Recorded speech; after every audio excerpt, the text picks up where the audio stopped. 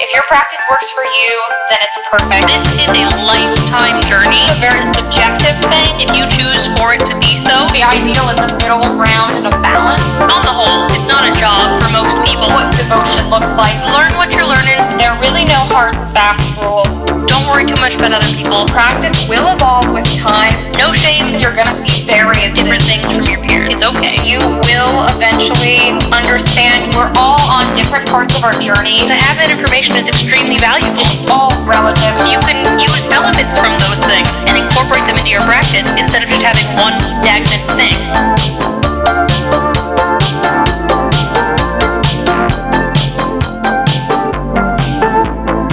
I am Georgina. I'm Nike. You are listening to Occultism with a Side of Salt. Hello, this is Georgina. And this is Nike. And you are listening to Occultism with a Side of Salt. In this episode, we're going to be talking about a topic that's been on my mind a lot recently, and that would be fear-mongering in the occult community. In our community, we have a tendency to sort of give new practitioners stern warnings and kind of give them a heads up for what they could possibly be getting into when they get into the occult. And in a lot of ways, that's important. We don't want people to get into the occult and do something really dramatic early on and hurt themselves or have something backfire. But a lot of the time, we can go into overkill and give advice that ends up being unintentionally harmful and hinders people's ability to get into the occult because they think that if they mess up an offering one day, that their family is going to be smited by Dionysus, right? And so we want to talk about a realistic perspective for new practitioners, why fear-mongering can be good at times, but when it becomes genuine, just seeking hysteria, why it is done, from cases where it is genuine concern for people's safety versus cases when it is attention-seeking on the internet. Sort of how to look at that critically and parse out what is good fear-mongering. Well, I don't think good fear-mongering isn't really a thing, but good warning and precautionary statements versus genuine toxicity and just things that will just lead to hysteria, which never has helped anyone. Now, I don't know how much is done in the occult sphere. As many of our episodes go, I will say I can't speak to that end, but I know in the folk community and the witchcraft community, there's kind of a lot, especially if somebody is known to use the term baby witch, they are more likely to do fear-mongering, I've found. But in our community, it's a lot of like, if you offend this day, like, I see it a lot with Aphrodite specifically. It's like, if you say that your girlfriend's more beautiful than Aphrodite, oh, I have to go give an offering right now because I've offended her and I don't want her to smite me, like, immediately. And it's just not how that works, y'all, I promise. We see it around, sometimes rightfully so, sometimes not, around, like, baneful workings and spirits and trying to contact things. And the problem is that it's a necessary thing most of the time, but it walks that fine line of, like, how much of this is appropriate until you've just completely driven over to the fear-mongering side. And I think, you know, it's going to depend on the reasons that people are doing it, if it's out of genuine concern, or one of the other reasons that we'll get into. Yeah, I mean, there are genuine things you should be aware of when you get into spirituality, like take your practice seriously, don't impulsively do things, don't be sloppy, don't be reckless, but fear-mongering is when it goes into negative territory and is simply holding people back and spreading, honestly, misconceptions that can harm our community a lot of the times. When you talk about how if you forget to leave an offering or if you say one tiny thing that it will offend the gods, that sort of perpetuates the stereotypes that we have been combating, that more Abrahamic people have set upon us, that our gods are like wrathful demons who hate humans and are really antagonistic. And when you say that when you do a tiny thing, it offends them or will create, like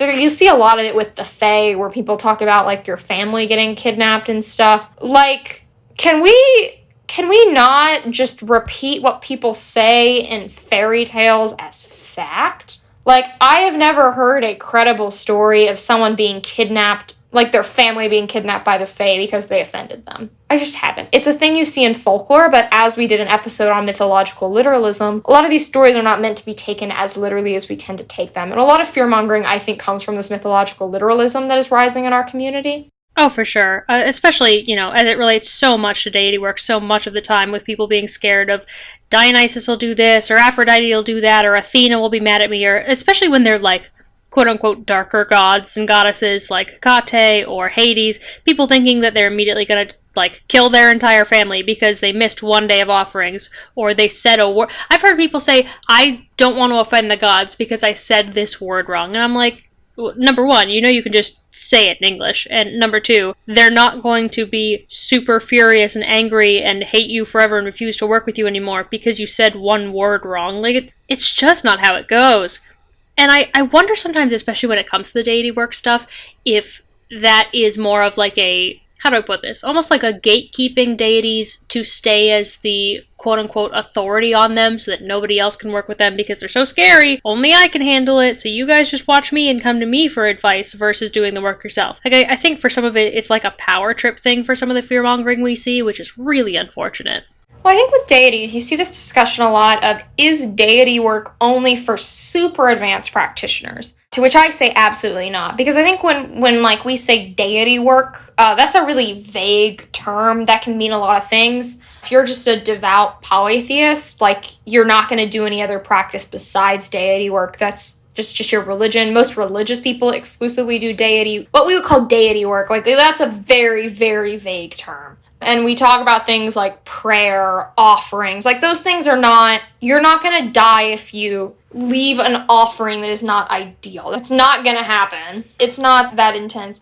So I think when people say this stuff, they're like referring to like spirit invocation, but that's not how a lot of people begin deity work to begin with. It's like this thing where they're like, we're gonna gatekeep deities from people. But if you're in a lot of practices are spirit heavy. Like, secular practice is not a lot of, like, not all there is. And I think that that's just kind of a toxic mentality, and that is super, super intertwined with the fear-mongering conversation, because I think most fear-mongering kind of centers around this type of stuff. Well, the other area I see it in is places that take a lot of time to learn, and I see it less so with tarot and divination things, and much more so with astrology specifically, where it's like, if the planets are doing this thing, you better watch out. I've seen a lot of people saying, like, the full moon, or this type of moon, the dark moon, the blue moon, the blood moon, like, the moon's doing something, and no joke, it will make people violent, it will make people prone to, like, aggression, they might try to kill people, you might see an uptick in murders. Like, you think I'm exaggerating, I'm really not. I've seen this multiple times from multiple different people. Like, they'll just use astrology to fearmonger people. They'll say that this transit will make everything really bad,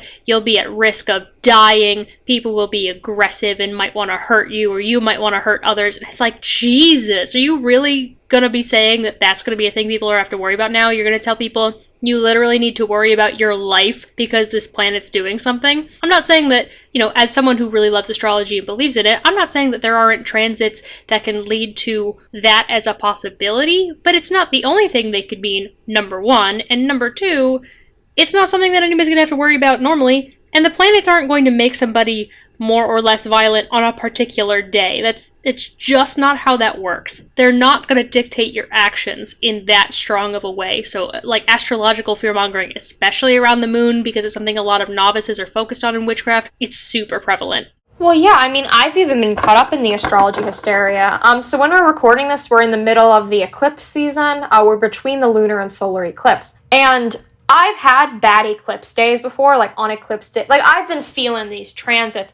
But when you spend all your time on social media and you see tons of tweets about people losing sleep and people having dark thoughts, like, when you read all that, it builds it up in your head, and that anxiety is going to psychologically make any transit worse. When you read this really fear-mongering stuff, because people post, like, really intense stuff. I've seen people say, like, certain transits can activate your PTSD, which is also just really poor psychology, but, like, it makes it worse. Like, because I do kind of get worried about eclipses, because, and this is some pretty personal information, but on the last solar eclipse, like a year or two ago, there was one solar eclipse, a family member of mine died on the eclipse day, and that really freaked me out at the time. They were sick before, so I don't really think it was the eclipse that caused that to happen, but ever since then, like, eclipse days, especially solar eclipses, freak me out a bit. just because I associate them with that memory. And so when I see all this stuff on social media, like fear-mongering, which I know it's fear-mongering because fear-mongering gets clicks, it gets attention, it makes anyone who, like, is nervous about these transits just super fucking anxious. And anxiety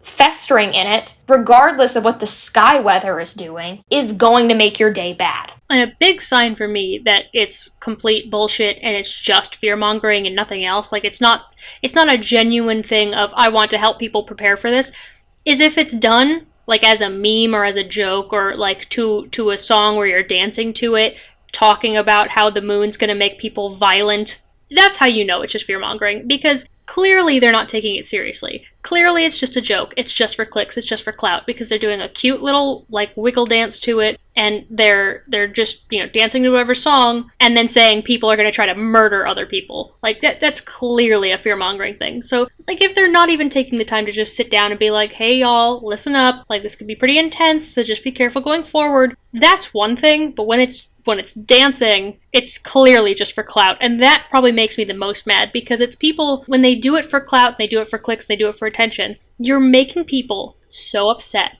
and so worried and so nervous for attention. Yeah, well, I think when we put content on the internet, we need to think about, and in real life, whenever we talk about these with our friends and we're in our little group chats and we're like, oh my god, it's the eclipse. Like this type of stuff, it's not really healthy mentally. If you, like I think when we talk about these negative transits that have a lot of stress around them and people get really worked up about them, what we should do is be like, hey, realistically, we may not have the best day. Realistically, something bad in the news may come out. But does that mean our entire lives need to go on hold and we need to lock ourselves up in our houses like it's 200 AD and the sun is missing and we think the world is ending? No. We absolutely do not. I think we should talk about, like, and I'm very anti-love and light. I don't think we should soften things, but I think we shouldn't over-hystericize about them either, because that's not building up people to be like, hey, watch out, be warned. It's just hysteria, and it's not healthy. It's psychologically, like, not good for us, and I don't think we should perpetuate it. Right, and that's why in my video that I covered eclipses in, I tried to mention, like, in astrology, eclipses aren't all bad. They could be good. So I tried to be like, listen, it could be frustrating. It could be, like, super bad. It could be super good. Some people get, like, new jobs or find their lover or whatever. Like, it's not all going to be bad. So I'm trying to give this balanced view of it. We're like, yeah, maybe something bad could go on. I know I've had some, I shared in that video, I had some really weird eclipses that were really, really awful for me, but good in the end, and then really good ones that were frustrating later on. Like, it's all going to depend. And so I do my best not to fearmonger, because I think it's our responsibility as creators to not cause panic, especially if you're just trying to cause panic for views, or especially, like, for money is often, like, the end goal, because on social media, clicks equals engagement equals money for some people, and especially when it's, like, it's hard to disprove when you're a novice and you're like, oh, but astrology is so hard and there's so much to it, I couldn't possibly know as much as they do. They must know what they're talking about, because they're using all these words they don't know and they sound so confident. Don't let the confidence fool you. A lot of the time it's just gonna be fear-mongering. Well, the thing with fear-mongering novices is what's so interesting is because we typically fear-monger in this mentality that's going to protect beginners, or protect people who are new to following astrology, protect people who are new to the practice. And when we talk to these people who are super new and don't know anything, this type of stuff, like we need to think about what is the line between protecting someone and looking out for them and just causing them to feel terrified. Because putting someone into a state of anxiety is not protecting them. It is helpful if you go, hey, this is a day when doing a ritual may not be ideal. I wouldn't suggest manifesting on this specific moon. That's fine. And you can explain why. Like, if you manifest on this specific moon, it's probably not going to work out because of X transit. And that comes from X source and my own UPG, right? That's fine, and most of the time that's enough to convince someone or send them off into research that then makes up their mind. Going, if you manifest on this moon, you will develop PTSD, and any magic you do on this moon will backfire, and it'll never work again, and you'll like all that stuff. Like, sure, that will convince them, but it doesn't work any better than the earlier option, and the earlier option gives them more accurate information and continues like a cycle of them learning rather than just being told to blindly follow some hysterical thing you've said. Because most of the time when we fearmonger, it's very exaggerated. Most of the time, the worst thing that happens out of a working is that nothing happens. The majority of the time, if you do a little spell, the worst that happens is nothing happens. It's very rare, and it's something that we should talk about, but that it goes terribly wrong, and things happen, like, super terribly, and the ritual backfires. Like most of the time when things backfire, it's typically just something not working exactly how we want to, or not doing anything at all. It's really not like the world ends and I accidentally, it's not typically how that plays out. And I think we, in an attempt to shelter people, really, because what it is sheltering, and I don't really think we need to shelter adults. It's not helpful. Well, and spellwork is the one I see a lot of fear-mongering with specifically, where you get all these novices, especially with witchcraft, I don't know so much about the occult stuff, where they're like, I'm terrified of doing a spell. What if it backfires? What if, like, by doing this spell and asking this deity for help, they hate me forever and that's what pisses them off, and my whole family gets cursed because I did this prosperity spell wrong, or if I do a money spell, will I suddenly go broke? And it's like, I don't even know where... Like, sometimes I can point to, okay, this person's clearly fear-mongering, this video is clearly fear-mongering, this video is really popular, so that's where they're getting all these ideas from. I don't even know where that idea comes from, personally. I hear all over Discord servers, on my videos, people just being like, I've been in witchcraft for 2 years, I haven't done one spell yet, because I'm scared. I don't want to mess it up, I want to do everything perfect, I want to do everything right. And in my head, I'm just like, why? Who told you this? Who told you can't do spell work for 2, 3, 4 years? Who says that you have to be so terrified of this? What happened to make this be your, like, number one witchcraft fear right now? Because there's no reason behind it. It's called a practice because you have to do it. You have to practice to call it a practice. Otherwise, it's a study. And if you want to have a witchcraft practice, you kind of just have to jump in toes first. And I've talked about this on, I believe, this podcast before, definitely in my videos. Like, the backfire I point to show people that it's not scary, it's from a money bowl, where I just made money in a different way. I wanted to make it from photography, but got asked to draw something instead. It wasn't bad, it just didn't go the way I wanted, and therefore was a backfire. That's all it is. It's just not going the way you want. Not going the way you want doesn't mean I tried to do a money spell, and then I got a bill from the doctor that was $3,500. Like, it doesn't mean if it goes wrong, you go broke. It's not the exact opposite. Backfiring only means it just didn't happen the way you asked it to. So the spell work fear-mongering especially is really, really frustrating because it just seems to be out of nowhere of everyone being like, but what if I mess it up? I'll die. You won't. Yeah, the worst backfire I think that's ever happened to me is I did a spell on a person and I didn't specify their last name, and the result happened to a different person with the same first name. Really weird, but that is the worst backfire that's happened to me. It was not pleasant, but it was not that I died. I have never done a ritual, and I do, like, Goetia stuff, right? Like, I do pretty heavy ceremonial occultism. I've never had anything earth-shattering in a terrible way happen to my life. I follow the procedures. I only experiment with things once I've tried it by the book once. And as long as you, like, pay attention to that stuff and banish and cleanse regularly, you're going to be fine. You're not gonna ruin your entire life. Like, don't just not use a circle if you're new, but it's really not life or death. No ritual, I mean, sure, maybe, like, some super advanced ritual could really mess up your life if you don't know what you're doing, but, like, most of the time, you're gonna be okay. And the worst that happens is, let's say you mess up a ritual really bad, and something bad happens. What you're gonna do is just take some uncrossing baths, do some banishing, cleanse your space, give it some time, lay low for a while, and you'll be okay. You're not gonna ruin your life. No one in your family is gonna get kidnapped by the Fae. It's gonna be okay. And this block makes people, I've heard people say things like, you need to wait 2 years to do a spell. And I'm like, well, what? You're not even a witch if you wait 2 years. Like, you're not a practitioner until you actually practice. Like, I've had a lot of people come to me recently who are like, I want to start Thelema. How long do I have to research before I start doing LBRPs? And I'm like, start doing your LBRPs immediately. Once you've read a little bit, start doing an LBRP once a day. Start doing Resh 4 times a day. Start now. And they're like, but I don't have foundations down. And I'm like, you can work on your foundations while you do other things. You don't, like, yes, it is important to have focus. It's important to know how to meditate and all that stuff. Foundations really, really matter. But you don't need to be meditating for 2 years to do a sigil, right?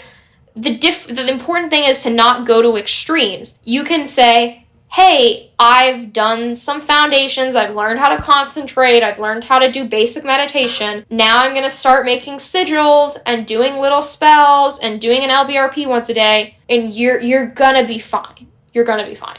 And I think this is something that novices don't tend to synthesize because nobody says it directly, and in a way it's kind of hard where there's this habit, like number one, of novices not really taking any agency in their own practice. They feel like they have to be told exactly how to do everything, and they don't want to do anything without being told it's okay. Which is in part like based in the way that we are educated in schools, like literally educated, where we're used to we can't do anything, we can't know anything without a teacher. You can absolutely teach yourself. But number two, it's not synthesizing the why behind why we do things. You know, a lot of teachers I found are mentors or content creators, which I consider teachers. People who are teaching witchcraft stuff and teaching occult stuff don't tend to focus on the why as much as they do the what and the how. But the why of why do we do protections? Why do we push like banishing and cleansing? Why do we push these basics so hard? Everybody talks about them, but nobody says why. I guess it's just a thing we do. Novices don't tend to synthesize the why, but the why behind it is the reason we're able to do all this stuff. We do protections, we do cleansings, we do banishings, so that we may practice safely. So that if a mistake happens,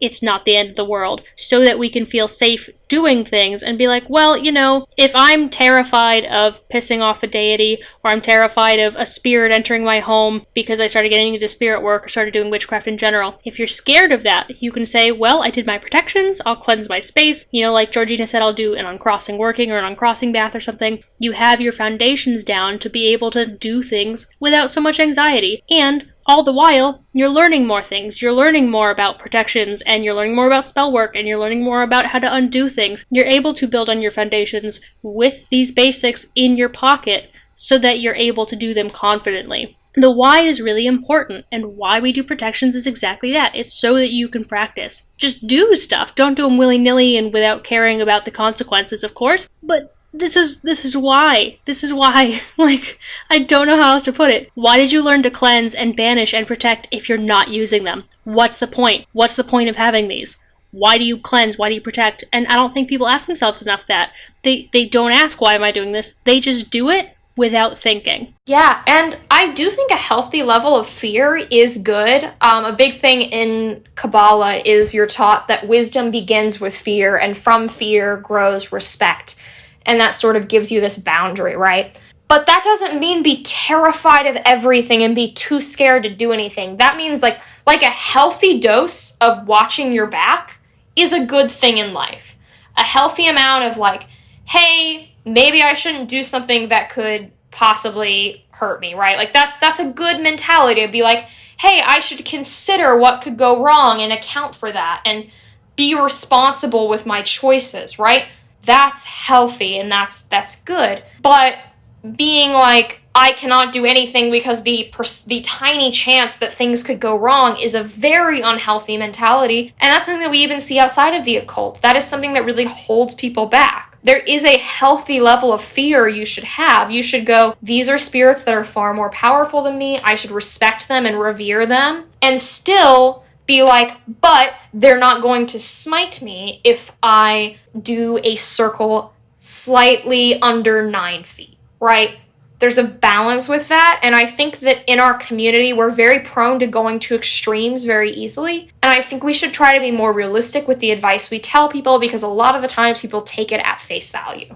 I think of it like fire safety, right? Like, just even take out the magic parts, just straight up like a regular candle.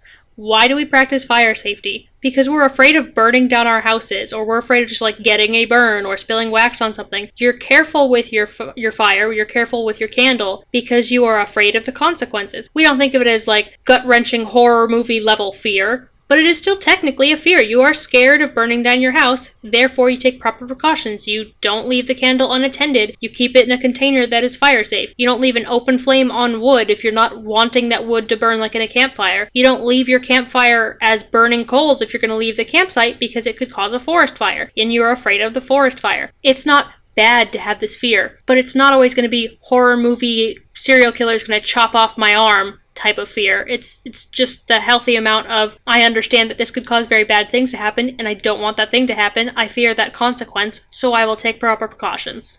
Exactly. It's about balance. It's not about going to extremes and thinking, oh, this is gonna result in me dying. It's being realistic. We account for the things that could go wrong, but we don't anticipate them to go wrong. There's a reason why so many people have been doing these for so long, and we have these resources, and we research, and we prepare, and we put our all into our working, and we get those foundations down so things go well. Once you're following things, very rarely will things go terribly wrong, and most of the time they won't. When things tend to actually go wrong is when you start sort of playing with things a bit more and being a bit more experimental, and when you sort of do things that are more out there, it's when you get more advanced that things get more likely to mess up. And by the time you're at that point, you have these foundations down, so when something does inevitably not work exactly how you want it to, you're prepared and you can deal with the situation,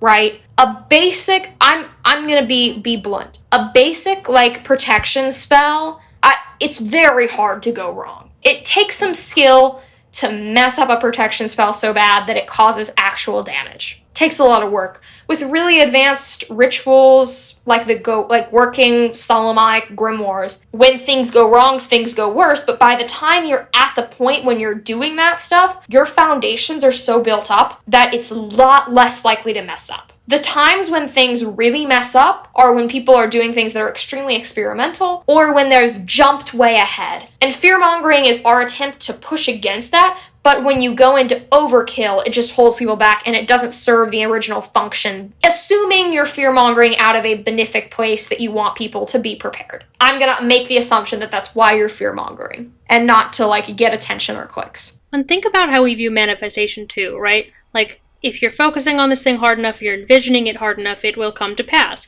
And this can be for better or for worse. If you are so scared of some certain outcome coming out, don't you think that increases the likelihood of that awful bad thing happening? You're creating that reality by focusing on it so hard and thinking, if I make one misstep, I'll ruin my whole life, and Aphrodite will want to murder me and burn my house down. And if I don't do this candle spell perfectly, then I'll go broke and I'll lose all my money. Well, you're focusing on going broke and losing all your money. You're focusing on negative entities doing bad things to you. You're focusing on how much you'll mess up versus how much you want to gain and what your purpose is behind whatever you're working is. You're manifesting the negative results by focusing on them so hard. Fear is healthy, but when it becomes all-consuming, you're making it real. You're making it happen to yourself. Like if you were so scared of knocking over your candle and burning your entire house down that you were shaking, you might end up dropping the match on the floor. You might end up knocking the candle over and catching something on fire. You may make it happen because you're so terrified. And if you're that terrified, I think maybe you should take a step back and examine, why am I so scared of this? What's the root of this? Who told me this? Do some shadow work on it, honestly. Like, that would be the time where you gotta be like, why am I reacting like this when everybody else seems to be doing it just fine? Why am I so scared? Clearly all these people are doing it just fine. I have all these people I follow that talk about their spells and their workings and everything they've done and their interactions with spirits and all. They are fine. They're alive. They haven't said that the first time they did this working and made a mistake that their entire family got murdered by Aphrodite. Why am I so scared of the result?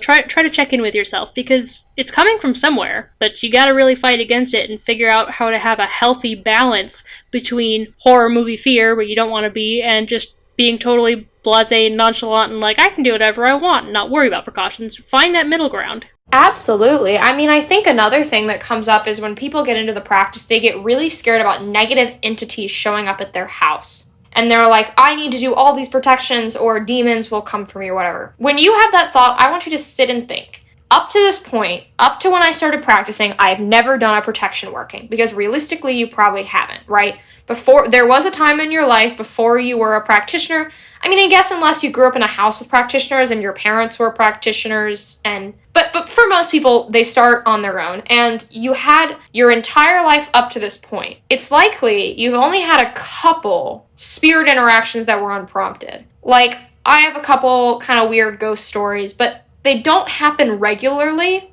Like, think about how long you've gone without weird spiritual experiences.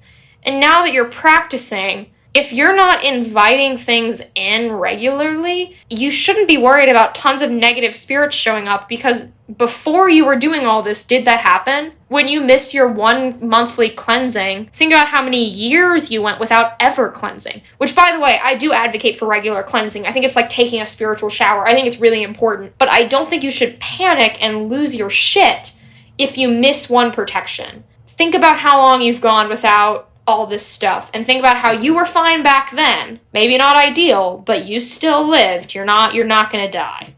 Oh, for sure. I mean, and there's a lot of things that we do that we would consider now to be like protection, cleansing, etc. Like taking a walk out in nature, doing deep breaths. Some people will even be like, I had a really long day, now I'm going to take a literal bath or shower, and that's like a form. So you've probably been doing certain things your whole life, and you've never had to worry about it too much. You've been like making your bedroom maybe your like happy, safe place, and that in a way is a form of protection, like mentally. So you've put up these words for yourself without knowing what you were doing. You've been doing fine your whole life. Clearly a demon hasn't murdered your family. I think you'll be fine. Like, that's the basic message here, right? Like, it's okay. It's gonna be okay. I don't know how else to tell it to people. And I know that it's mostly teenagers and young adults, like, below 21 that end up with this fear most of the time. But I encourage you guys, like, you're mostly not going to have a teacher. I have never really had a formal mentor when it comes to witchcraft stuff. Everything I've learned through doing. It's like with anything. You're never going to be a good astrologer if you're not reading charts. You're never going to be a strong practitioner if you're not practicing and doing spells. You're never going to be a good tarot reader if you're not reading tarot, either for yourself or for others as often as you can. You have to put the time in. Otherwise, it's just a study. It's a practice. You have to do it. And yeah, it's scary. It's really scary to jump into it sometimes. Even if it's just like, I don't want to get the information wrong like in a tarot reading. You still have to do it. You still have to jump in at some point. Just swallow your pride and be like, all right, I accept that maybe I'll get it wrong. I accept that I'll do something wrong. I accept that there could be a backfiring in this spell work, whatever. And you just have to know that you've done enough study and practice of your basics to jump in. You have to have the confidence in yourself, and I think that's part of it too, where when people fearmonger, they're fearmongering to people with low confidence in this area, where they know that you don't feel self-confident enough to say, that sounds a little funny, or that sounds scary, let me look into it. A lot of people, because they're scared, and because they don't have the confidence to think that somebody else could be wrong, which is a weird way to phrase it, but it's been true in my experience. If you're not confident enough in yourself to doubt others, you'll never look into it yourself, and they prey on that. They say, people aren't going to look into this, or I read it in one place, there's no way they'll be able to find it, so they'll just trust me, I have a lot of followers, they'll just listen to what I have to say, they don't question me. So you don't question them,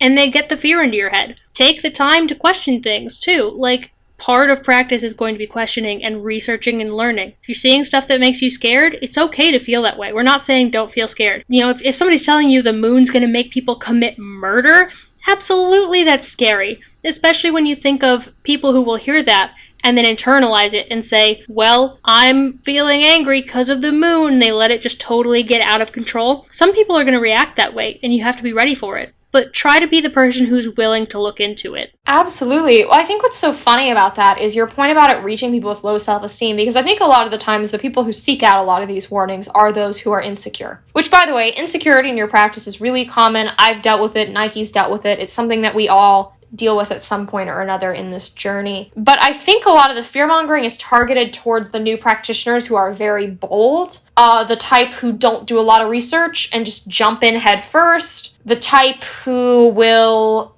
try to summon Lucifer day one and get really into, especially like left-hand path type stuff. Though I don't agree with the left-hand path, right-hand path dichotomy, which I've talked about pretty extensively, but the fear-mongering is aimed at those who are really, really forward. Because we've seen those practitioners who just jump in immediately and are afraid of nothing, and fear-mongering is an attempt to sort of ground them. But most of the time, those types aren't the ones who are hearing it. I think it's well-intentioned to try to kind of ration with those people and be like, hey, maybe let's not do it like that. But most of the time, in reality, fear-mongering ends up going towards the people who are, like, scared of everything and are convinced that, like, I always mentally think of them as, like, I call them, like occultists at heart, where they read a lot, and I wouldn't call them armchairs because they have the intention to practice rather than just, like, an academic interest. But it's, like, these people who, like, really are interested in the occult and want to practice, but... Or they call themselves a practitioner, but they don't actually, like, do rituals, and they just read about it, and they participate in a lot of online discussions, but they're too scared to do anything because they're convinced that they're gonna do something minor wrong and ruin everything. And so they go, like, a very extended amount of time without ever practicing. And those types of people are not the people who should be fear-mongering too. I don't really know what we can do about the super overly edgy people who do really intense rituals day one. I think that we should try to ground them. I think that they do need more fear. I think they do need that healthy level of grounding and doubt. But I think posting stuff on social media about how eclipses can result in trauma and you need to make sure your spells don't backfire is really reaching those people. I think the way to reach those people is to just generally suggest to research more, and if you see those type of people, politely go, hey, maybe you want to do a bit more basics and fundamentals before you do what you're doing.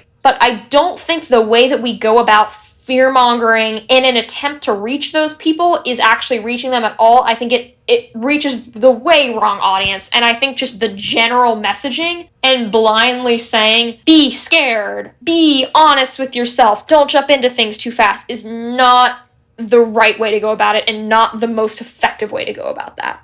I've actually found recently the strategy that I've seen a couple of people employing in a couple of different places, all sorts of social media like TikTok, Instagram, YouTube, Discord. The strategy that I think has been pretty effective, which you kind of touched on just there, was essentially just turning to the person and asking, well, how strong are your basics? How much cleansing and protection have you done before? How much do you know about that stuff? How strong are your basics? Like, what's your baseline starting point? Just trying to gauge where this person is at. And most of the time, when they're gung-ho trying to do a summoning Satan and all of his demons ritual, they're usually somebody who hasn't done their protections. And so instead of saying, everything could go bad, your whole family could die, and Satan's going to take over your body, whatever fear-mongering thing people want to say, instead it's more like, well, you know, I think it might be a better idea to focus on those first and save that ritual for later. It's not discouraging the idea as much as it's redirecting their energy of, hey, this could be really fun. A lot of people really like protection and cleansing, and they really just like doing that as part of their practice. Maybe it'd be a good idea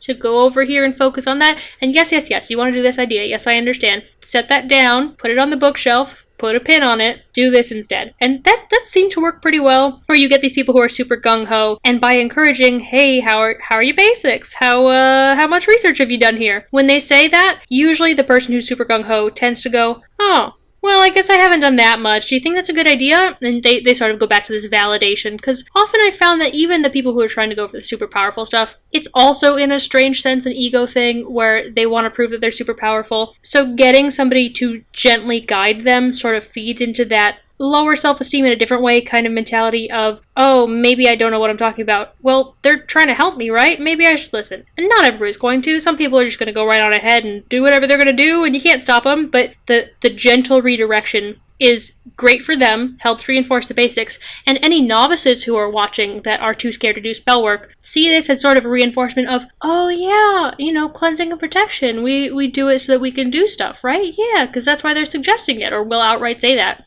It helps everybody in the equation. Yeah, I mean, I think that we need to talk to people like people. I think that posting that if you do X, something will happen is just a not nuanced way to look at mystical experiences. I think as practitioners, we know that these things are a lot more liminal and a lot less prescriptive than we like to talk about them as. And so I think we should just have a more nuanced discussion and be like, hey, this is sort of what happens when you do this type of ritual. This type of stuff is what happens when you do it, not if you do this, then this happens. Because that's not really exactly how it works.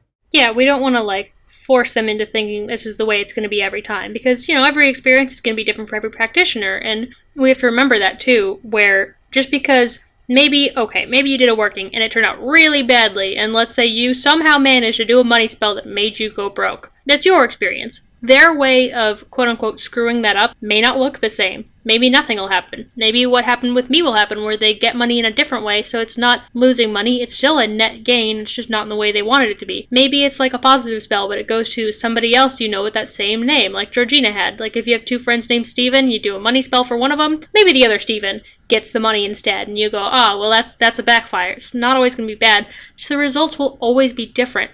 So, just remember that somebody saying, I had a really bad experience, it's valid, but it's not going to be a universal experience. Nothing in this is going to be 100% completely universal, never any different, never any changes. It's going to be different, so just accept that, this person had a bad experience, doesn't mean you're going to.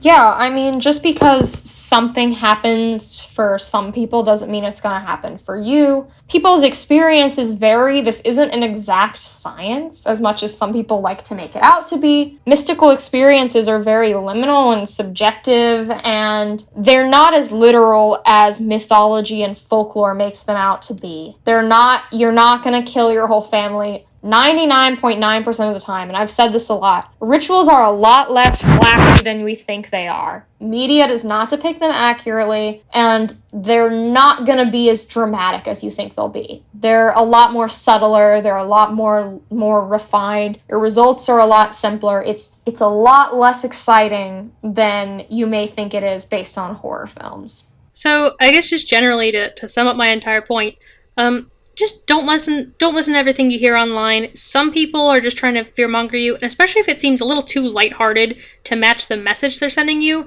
it's probably just for clout and clicks. The moon's not going to make you want to murder your whole family. A deity is not going to be mad at you and refuse to ever work with you ever again because you said a word wrong or you forgot an ingredient. It's not as bad as it seems, and just do your basics and you will be fine. I really, really, really promise. Basics are here for a reason. Try to understand why we do, just asking why in general, is going to be a big, big help for you. Absolutely. My final thoughts are to have a healthy amount of fear, be skeptical, keep your mind open, but just go for it. A lot of the occult, you do your research, but you have to follow through. You have to do the thing. You have to do the rituals. If you want to take it seriously, you've got to apply what you learn and do the thing. If you're really worried about a specific spell or ritual, just do it, to be honest. Just go for it. See what happens. Most likely you're gonna be okay, and if something goes wrong, you have those foundations to fall back upon. You will be okay. So this has been Georgina. And this has been Nike. You can find me under .darling on YouTube, Twitter, Instagram, TikTok, Patreon. The show has a Patreon and a Discord. On our Patreon, you can get shadow work prompts, special Discord channels, bonus episodes every Sabbath, and video episodes for the higher tiers. And we want to give a special thanks to our patrons on Patreon, Maria Corin, Brianna Vincent, and Evan Oannes. You can also find me at Warrior Witch Nike pretty much everywhere, Instagram, Twitter, etc. We have all of our stuff linked. I'm pretty cool. Come check me out. And this has been Occultism with a Side of Salt.